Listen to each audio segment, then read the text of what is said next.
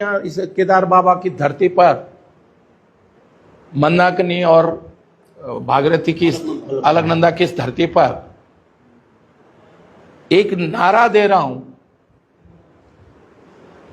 कि पेपर चोर और गद्दी चोर। भाई आप अगर जो है आकाम सिंह को गिरफ्तार तो कर दिया आपने, लेकिन भाई ऐसा क्या हो गया कि सारे पेपर लीक में जो है सब जो है भाजपा के नेताओं सम्मिलित हो रहे हैं। आज उत्तराखंड का नौजवान इतना अपने को उसका भविष्य सुरक्षित हो गया है। कोई पेपर आज तक ऐसा नहीं हुआ कि जिसमें यह बात नहीं हुई कि पेपर लीक नहीं हुआ। भाई पहले अपने चयन आयोग में पेपर लीक हुए, फिर लोकसभा में पेपर लीक होने शुरू हो गए और सब में भारतीय जनता पार्टी के नेता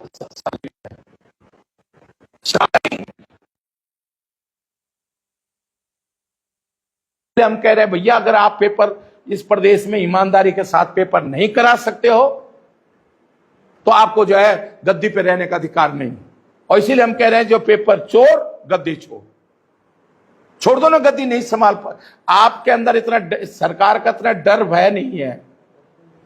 अपराधियों के मन में जो महिलाओं के साथ अत्याचार कर रहे हैं, पेपर लीक कर रहे हैं, उनके मन में सरकार का अगर डर भय नहीं है तो किस बात की सरकार भाई। और विपक्ष की आवाज को दबाने के लिए ईडी सीबीआई लगा दो, विपक्ष की आवाज दबाने के लिए मुकदमा दर्ज कर दो,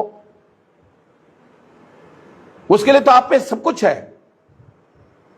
लेकिन जहां आपको कानून व्यवस्था की राज होना चाहिए, जहां डर होना चाहिए कि कोई गड़बड़ ना हो, ऐसा क्यों हो रहा है कि इतना हर पेपर इतना लोग इतना आज पीड़ित है नौजवान।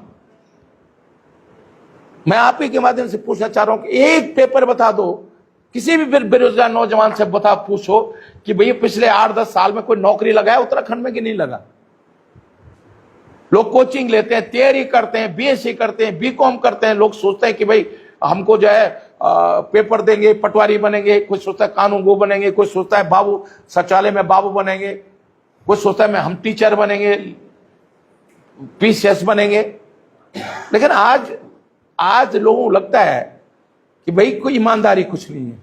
कितनी मेहनत कर ले बच्चा, जो टैलेंटेड बच्चा है, जो गरीब घर का बच्चा है, मेहनत करने वाला है, लेकिन उसमें 10-15 लाख या 20-25 लाख रुपए रिश्वत देने के लिए नहीं है, पेपर लीक करने, पेपर खरीदने के लिए नहीं है, तो वो तो नहीं नौकरी लग सकता ना।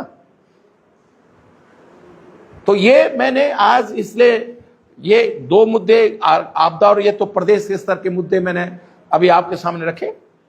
दूसरा मैं इस जनपद के मामले में कहना चाहता हूं, इस जनपद के मामले में कहना चाहता हूं, आइए इस जनपद के मामले में कहना चाहता हूं कि भैया ये जनपद जब मैंने 2012 से विधायक था इस क्षेत्र का, हमने बहुत सारी योजनाओं को जो है यहां स्वीकृत कराया, शिलान्यास किया था, स्वीकृति का लेटर आदेश जारी किया था। लेकिन ये दुर्भाग्य है कि 9 साल में हम जो है उन योजनाओं पे एक कदम भी आगे नहीं बढ़ पाए। हमने सैनिक स्कूल स्वीकृत कराया था, उसके लिए भारत सरकार से जो है टीम आई थी, बल्कि मैं उनको जो है जिससे कि वो हेलीकॉप्टर्स अपने साथ लेकर जो है उनको खुद लाया था और उन्होंने बहुत पॉजिटिव रिपोर्ट दी। भारत सरकार से साफ आदेश जारी हुआ कि सैनिक स्कूल स्वीकृत हो गया। 10 करोड़ रुपए मेरे पास जो विभाग थे, मैंने उनसे विभागों से जो है निर्माण निगम को जो कार्यदायी संस्था थी उसको दिए थे। 10 करोड़ का काम, साइट डेवलपमेंट, बिजली, पानी की व्यवस्था, साइट डेवलपमेंट, कटिंग हो गई थी। 8-9 साल हो गए, कहां गया वो सैनिक स्कूल? उस दिन जिस दिन मैंने रुद्रप्रयाग सैनिक स्कूल स्वीकृत किया था, हिंदुस्तान का चौथा प्रदेश था उस दिन। मुझे केंद्र सरकार के अधिकारियों ने कहा साहब ये पूरे देश के अंदर चौथा प्रदेश है जिसमें 2 सैनिक स्कूल स्वीकृत हुए। आज अगर सैनिक स्कूल होता, ठीक है, प्रोफेसर हो सकता, आर्मी के अफसर आते वहां, जो वहां पढ़ाने के लिए आते, लेकिन हमारे ठीक है, प्रदेश के लेवल पे इंटरेस्ट होता, 2 4 10 बच्चे हमारे भी एडमिशन होता। वहां जब आवाजाही होती तो किसी का ढाबा खुलता, कोई रेस्टोरेंट खुलता, कोई रोजगार मिलता, किसी की टैक्सी चलती। लेकिन यह दुर्भाग्यपूर्ण स्थिति है, कितना बड़ा प्रोजेक्ट, ड्रीम प्रोजेक्ट जो सैनिक स्कूल मैंने बहुत मेहनत से करा था सैनिक स्कूल। उसके लिए मैं कह रहा हूं ना कि मुझे लगा कि टीम में गड़बड़ न करे। मैं हेलीकॉप्टर से निरीक्षण करने वाली टीम, भारत सरकार की टीम को हेलीकॉप्टर से लाया था। और बल्कि उसके बाद तिलवाड़ा में मेरे कार्यक्रम था, तो तिलवाड़ा में भी मैंने उनको मंच पे सम्मानित करवाया। उनकी पत्नी भी साथ आई थी, जो अधिकारी आए थे भारत सरकार से। और स्वीकृत है सैनिक स्कूल, स्वीकृत है भारत सरकार से। जमीन है, 10 करोड़ खर्च हो गया, तो सरकारी पैसा क्या, मेरे घर का पैसा थोड़ी था, वो सरकारी पैसा था। 10 करोड़ रुपए जो लगा उस पर, चाहे सैनिक कल्याण का था, चाहे कृषि विभाग का था, वो प्रदेश सरकार का पैसा था। हरक सिंह रावत का पैसा नहीं था, हरीश रावत का पैसा, विजय बोंग का पैसा नहीं था। आपने 10 करोड़ रुपए खर्च, जिस योजना पे 10 करोड़ खर्च हो गए, जो इतने प्रदेश की, केवल रुद्रप्रयाग जिले की, जखोली की, रुद्रप्रयाग जिले की योजना नहीं थी। वो योजना पूरे प्रदेश के लिए एक महत्वपूर्ण योजना थी। हमारे बच्चे सैनिक स्कूल में पढ़ने के बाद अगर आर्मी में अफसर बनते, तो क्या हर चीज राजनीति में नहीं होती कि सिर्फ राजनीति। मैं उदाहरण दे रहा हूं, भरसार विश्वविद्यालय निशंक जी के समय में खुला। मैं जब कृषि मंत्री बना, कृषि शिक्षा मंत्री बना, तो मैंने वहां अभी आपदा में गया था मैं, और मैं भरसार विश्वविद्यालय में रुका था। तो सारे कर्मचारी आ गए मुझको मिलने के लिए। उनको 200-250 लोग थे, 3-4 हजार रुपए तनख्वाह मिलती थी उनको। मैंने अपने उपनल के अपने जनरल मैनेजर को, कर्नल को हेलीकॉप्टर से भरसार भेजा और उनको सबको उपनल से कराया। एक को नौकरी से नहीं निकाला। जिनको 4,000 रुपए मानसिक वेतन मिल रहा था, सबको मैंने 10,000 और 20,000 रुपए उनकी तनख्वाह कर दी, उपनल से कर दिया। श्रीनगर मेडिकल कॉलेज में निशंक जब स्वास्थ्य मंत्री थे, उन्होंने बहुत लोगों को नौकरी लगाया था। 3,000-4,000 आज मिलती थी। मैं अपने डायरेक्टर को हेलीकॉप्टर से लाया, डॉक्टर भट्ट को, जो बाद में डीजी हेल्थ भी रहे। और मैंने वहीं पे घोषणा करी कि सारे जितने कर्मचारी हैं, सबको उपनल से जो है, हम उपनल से सम्मिलित कर लेते हैं इनको, जिनको 3-4 हजार। तो मैंने किसी को नौकरी से तो नहीं निकाला ना, मैंने किसी को नौकरी से तो नहीं निकाला ना। तो आज अगर वो एक योजना आपके पास स्वीकृत है भारत सरकार से, पैसा खर्च हो गया उस पर, और उसके बाद आप अगर उस योजना को नहीं बना पा रहे हो 8 साल में, तो यहां के जिले के विधायकों के लिए चुल्लू भर, लोग कहते हैं चुल्लू भर में डुब के मारने की बात कर रहा हूं मैं, मरने की बात नहीं करूंगा भाई। मैं तो चाहता हूं उम्र बढ़े, केवल डुबकी मारने तक ही बात कर रहा हूं मैं। लेकिन वो चुल्लू भर में डुबकी मारने की स्थिति भी नहीं है उनकी, कि 9 साल में अगर आप एक सैनिक के स्कूल को नहीं बना पा रहे हैं। चिरबटा कॉलेज का क्या हुआ, ये एग्रीकल्चर का, मैंने बिल्डिंग बनवा दी चिरबटा में, क्लासेस शुरू कर दी। जब तक बिल्डिंग शुरू थी तो मैंने तब तक रानी चौरी क्लासेस चलेंगी, और बिल्डिंग बनने के बाद आज वहां बिल्डिंग मैंने अपने टाइम में बना दी थी, आज वो बिल्डिंग खंडर होने की स्थिति पहुंच गई है। लेकिन वहां आप रानी चौरी से क्लासेस शुरू, आज आप चिरबटे में क्लासेस शुरू नहीं करा पाए हो। क्यों नहीं शिफ्ट किया आपने रानी चौरी से? रानी चौरी महाविद्यालय, नमस्कार, रानी चौरी कृषि महाविद्यालय, जो रानी चौरी में जो क्लासेस चल रही हैं चिरबटा कृषि महाविद्यालय की, वो क्यों नहीं क्लासेस शुरू करी आपने? ये दुर्भाग्य है हमारा। हमने नर्सिंग कॉलेज, हरीश रावत जी जब चीफ मिनिस्टर थे, आपको ध्यान होगा, मार्च में 2 मार्च के आसपास की बात है 2016 को, नर्सिंग कॉलेज और पशु महाविद्यालय का शिलान्यास हो गया। अरे सरकारें किसी की भी हों, सरकारें किसी की भी हों, वो हरीश रावत के घर के लिए थोड़ी नर्सिंग कॉलेज और पशु महाविद्यालय स्वीकृत हुआ था। वो हरक सिंह रावत के बच्चे थोड़ी उस नर्सिंग कॉलेज और पशु महाविद्यालय में पढ़ने थे। एक जनप्रतिनिधि काम होता है। मैं जिस क्षेत्र से विधायक रहा हूं, मैंने कभी उस योजना को, मैं कोटद्वार से विधायक था, मैं भाभा डिग्री कॉलेज में फर्नीचर और बिल्डिंग के लिए मैंने पैसा दिया, और जिस दिन लोकार्पण कर रहा था तो मैंने कहा भाई ये डिग्री कॉलेज सुरेंद्र सिंह नेगी जी का देन है। हां, भवन और फर्नीचर इसमें साज सज्जा मैंने करवाई है। भाई राजनीति को आप सकारात्मक रूप से क्यों नहीं करते हो? और देखिए, विधायक निधि तो विधायक, कोई विधायक बनेगा, कोई विधायक बनेगा, विधायक निधि सबको मिलेगी। विधायक निधि सबको मिलेगी, 5 करोड़ तो सबको मिलेगा भाई। किसी क्षेत्र के लिए कोई ऐसी योजना जो एक प्रदेश के लेवल की योजना हो, जो ऐसी योजना हो जो जिससे कि केवल जिले का विकास नहीं, उसका संदेश प्रदेश में भी जाए और देश के अंदर भी हमारा वो हो। अगर पशु वेटनरी कॉलेज, पशु महाविद्यालय बनता, आज केवल उत्तराखंड में एक ही पशु महाविद्यालय, पंतनगर विश्वविद्यालय में। हमारा बच्चा अगर डॉक्टर, जैसे मैंने श्रीनगर मेडिकल कॉलेज खुलवाया, दून मेडिकल कॉलेज खुलवाया, मैंने अल्मोड़ा मेडिकल कॉलेज खुलवाया, रुद्रपुर मेडिकल कॉलेज खुलवाया, ऐसे मैंने पशु महाविद्यालय।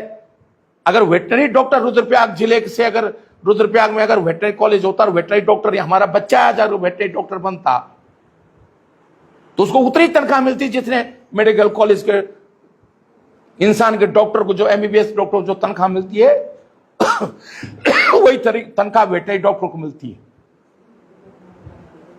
तो ना नर्सिंग कॉलेज बना रहे हो, ना वेटनरी कॉलेज बना रहे हो, ना सैनिक स्कूल बना रहे हो, ना चिरबेटा का आपने जो है चिरबेटा का कृषि महाविद्यालय आपने जो है शुरू किया।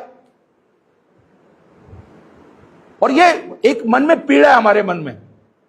मैं कोई राजनीतिक उससे नहीं कहना चाह रहा हूं इस चीज को, लेकिन ये ऐसा लगता है, मैंने उदाहरण दिए हैं कि मेरे क्षेत्र, मेरे किसी भी क्षेत्र में मुझसे पहले जब जो विधायक रहता है और जब मैं उस योजना को नहीं शुरू करता हूं, तो मैं कोटद्वार में एक पुल का उद्घाटन कर रहा था, सुरेंद्र सिंह नेगी ने बनवाया था पुल। मैंने उस उद्घाटन के समय में कहा कि ये पुल मेरे नहीं बनाया है, सुरेंद्र सिंह नेगी जी का बनाया हुआ। हाँ, काम करने में टाइम लगता है, इसलिए उद्घाटन, जैसे देवप्रयाग पुल मैंने 97 में, पुराना पुल मैंने नहीं कराया था, पुराना पुल गिर गया था, लेकिन जो नया पुल आज देवप्रयाग पुल है पौड़ी जिले को जोड़ने वाला, मुझे आज भी याद है कि मैंने फाइनेंस सेक्रेटरी के टेबल में बैठकर, उसके ऑफिस बैठकर वो देवप्रयाग का पुल स्वीकृत करवाया था। मैंने मेडिकल कॉलेज, भले पत्थर किसी के लगाओ, दून मेडिकल कॉलेज पे, मुझे मालूम है विजय भवन चीफ मिनिस्टर साहब ने कितनी लड़ाई लड़कर, मेरी सेक्रेटरी नहीं चाहती थी, कोई नहीं, दिनेश अग्रवाल जी मंत्री थे देहरादून के, वो नहीं चाहते थे कि महिला हॉस्पिटल और दून हॉस्पिटल मिलकर मेडिकल कॉलेज बने, लेकिन मैंने लड़के बनाया मेडिकल कॉलेज। जब मैंने श्रीनगर मेडिकल कॉलेज के लिए कहा, मैं कैबिनेट छोड़ के भाग गया था, तिवारी जी ने मुझे फिर बुलाया जब मैंने हल्द्वानी मेडिकल कॉलेज स्वीकृत हुआ, मैंने कहा जी श्रीनगर मेडिकल कॉलेज भी स्वीकृत करो। अब ये कुछ योजनाएं हैं, और आज श्रीनगर मेडिकल कॉलेज, आज तक मैं प्रेस की थी, श्रीनगर में रिफर सेंटर हो गया। आज Srinagar medical college refer centre हो गया।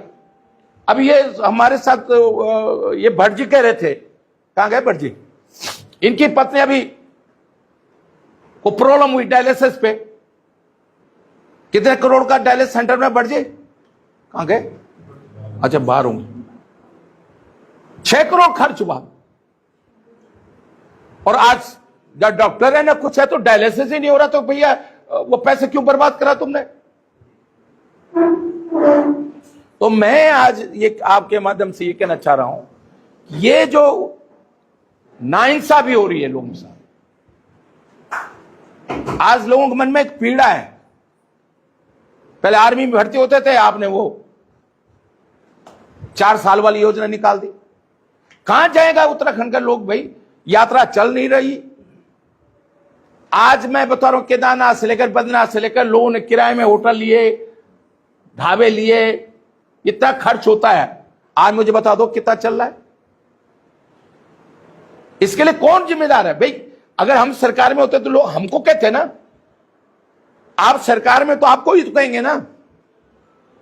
और जैसे देखे पुराने जमाने में जब राजा सिस्टम था तो अकाल पड़ता था तो यज्ञ कौन करता था? राजा करता था। जैसे राजा वैसे प्रजा। राजा के भाग्य से प्रजा का भाग्य बनता है। और पता नहीं कौन से पाप इन हमारे राजा ने किए हैं। मतलब मैं केवल एक राजा को नहीं कह रहा, सरकारी राजा है। कौन से पाप इस राजा ने किए हैं जो वर्तमान राजा हमारे प्रदेश का? इसके पाप के कारण, इस राजा के पाप के कारण आज उत्तराखंड की जनता त्राही त्राही कर रही है। रोजगार के मुद्दे पे त्राही त्राही, आपदा में त्राही त्राही, महिलाओं को उत्पीड़न में त्राही त्राही। और सारे महिलाओं के उत्पीड़न के मामले जो है में भाजपा के नेता संलिप्त है। इनको तो शर्म नहीं है। इनकी महिला मोर्चे की जिलाध्यक्ष, पूर्व जिलाध्यक्ष की अपनी बेटी के साथ बलात्कार करवाती है, कभी चंडीगढ़ ले जाके, कभी कहीं ले जाके। इनको तो शर्म ही नहीं है। तो मैं इसलिए कह रहा हूं, आज जितेंद्र की हत्या हुई श्रीनगर में, कल उसकी बहन का मुझको फोन आया था कि अब तक गिरफ्तारी तो कर दी दिखाने के लिए, अब तक 1 रुपए की सहायता जो है जितेंद्र के परिवार को नहीं दी गई है। और जो लोग जिसने जितेंद्र को पैसे दिए, जिनसे जितेंद्र ने पैसे लेके उसको दिए थे चमोली को, वो लोग रोज पैसा मांग रहे। मुख्यमंत्री नहीं गया, उसके घर पे नहीं गया। जब अंत्येष्टि होनी थी जितेंद्र की, तब तो डीएम ने कहा कि सर नहीं, पूरी मदद करेंगे, पूरा हमारा साथ रहेगा। लेकिन आज जितेंद्र को पूछने वाला नहीं। तो मैं इसलिए कह रहा हूं, यह आज उत्तराखंड उस दौर से गुजर रहा है कि आज हमको, भगवान कसम खा रहा हूं, हमको आज ये लग रहा है। मैंने एक बार विधानसभा में कहा था, एक दिन मैंने विधानसभा में कहा था, आज हंसा धनाई, बेलवंती चौहान, भाई बेंजवाल को, भाई राजेश रावत को अगर कहीं उनकी आत्मा कहीं से देख रही होगी तो वो रो रही होगी कि हमने इसके लिए उत्तराखंड बनाया था। भाई इसके लिए थोड़ी उत्तराखंड बनाया था। अब अगर यहां के विधायकों से पूछा जाए कि भाई तुम कर क्या रहे हो, मुख्यमंत्री के साथ फोटो खिंचाने से थोड़ी काम चलेगा भाई। मुख्यमंत्री के साथ फोटो खिंचाने से, मेरे तो पता नहीं कितने प्रधानमंत्रियों के साथ फोटो, राजीव गांधी श्रीनगर एसएसपी में 84 में आए थे तब मेरा फोटो, कितने राष्ट्रपति, कितने प्रधानमंत्रियों के साथ फोटो है। ये फोटो से नहीं काम चलेगा। लोगों ने तुमको फोटो खिंचाने के लिए नहीं, गुलदस्ता देने के लिए नहीं जनता ने चुना है।